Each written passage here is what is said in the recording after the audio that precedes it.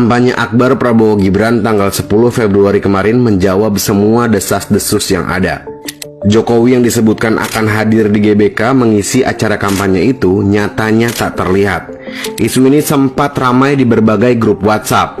Setelah beberapa oknum yang dicurigai dari pihak 01 dan 03 ternyata telah bersekongkol menyebarkan berita atau usulan agar Jokowi sebaiknya hadir di GBK untuk menemani Prabowo dan anaknya Gibran.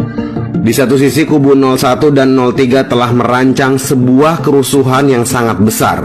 Mereka menyogok pihak kampus mulai dari mahasiswa, dosen, pakar, rektor hingga budayawan. Ibarat bom waktu, mereka tinggal menunggu aba-aba saja untuk bergerak melakukan kerusuhan. Jika Jokowi ada di kampanye Prabowo, kata sandinya adalah bantai. Ketika kata bantai ini disebarkan di grup-grup mereka, maka massa yang sudah disiapkan di beberapa titik akan melakukan kerusuhan yang besar. Namun, istana secara tegas mengatakan bahwa presiden tidak akan ikut kampanye. Pernyataan itu secara otomatis menggagalkan skenario jahat kubu 03. Seminggu setelah Jokowi mendapatkan informasi kerusuhan itu dari intelijennya, ia memberikan pesan kepada Prabowo dan juga anaknya, Gibran Rakabuming Raka. Pesan itu adalah jangan takut. Jokowi menyadari ada tekanan yang besar yang ditanggung putranya. Mulai dari ejekan yang menyebut Gibran anak haram konstitusi, Gibran Samsul, Gibran belimbing sayur, Gibran anak paman, Gibran pelangap longo, dan masih banyak lagi olok-olokan yang disebarkan di media sosial untuk menjatuhkan mentalnya. Kebencian ini terus dipupuk, bahkan dijadikan sebuah diskusi palsu yang mereka sebar secara massal di media Twitter. Dan strategi itu berhasil. Banyak yang tergiring opininya bahkan percaya kalau Jokowi adalah dalang di balik pelanggaran konstitusi di republik ini. Narasi demi anak ayah akan berkorban diciptakan untuk menjudutkan Jokowi. Apakah narasi itu berhasil? Tentu saja tidak. Masih banyak yang percaya integritas Jokowi. Ketika Kahiyang Ayu, putri sematawayang presiden tak lolos CPNS 9 tahun yang lalu, Jokowi tak memberi keistimewaan kepada putri kandungnya itu. Naiknya Gibran sebagai wakil Prabowo itu pun di luar dari campur tangan Jokowi, melainkan keputusan dari partai-partai koalisi Gerindra. Sudah sejak tahun 2014, Jokowi kenyang dengan fitnahan, namun selama itu juga ia harus terus bertahan dengan kekuatannya. Jadi, bukan hal baru lagi bagi keluarga Jokowi dengan situasi seperti sekarang ini. Mereka sudah tahu pintu keluar untuk menghadapi buzzer-buzzer yang mengeroyok mereka. Rencana kerusuhan yang disusun kubu 01 dan 03 adalah peluru terakhir yang mereka punya.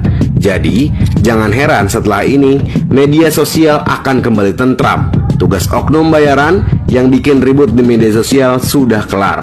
Meskipun hasilnya nggak memuaskan, karena Jokowi Gibran cukup handal dengan tenang. Mungkin sesekali ada beberapa orang yang mengungkit kembali isu konstitusi Gibran. Tetapi percayalah, ini tak akan berefek apa-apa lagi. Jokowi tidak hanya mengajarkan tentang politik kepada anaknya, ia juga membekali anaknya sebuah ilmu untuk mengendalikan emosi. Dalam hasil survei misalnya, Jokowi mewanti-wanti Gibran untuk tidak terlena dengan posisi yang mereka raih sekarang.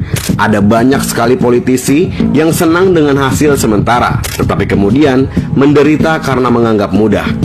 Pesan Jokowi diterapkan sempurna oleh Gibran. Ia tak terguncang di tengah kritikan yang diterimanya dan tidak melayang di tengah hasil manis yang diraihnya.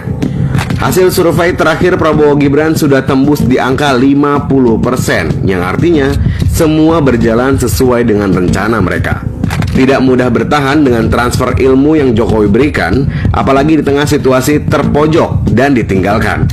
Misalnya Ganjar Pranowo, ia sempat berguru kepada Jokowi bagaimana cara agar jadi politikus yang memiliki pendukung yang loyalis. Di awal-awal Ganjar berhasil menerapkan ilmu Jokowi itu. Ia kemudian banyak simpatisan dan survei Ganjar selalu teratas. Namun, saat-saat guru dalam hal ini, Jokowi meninggalkan sendirian di tengah hutan dengan semua tekanan yang ada. Ganjar tidak sanggup.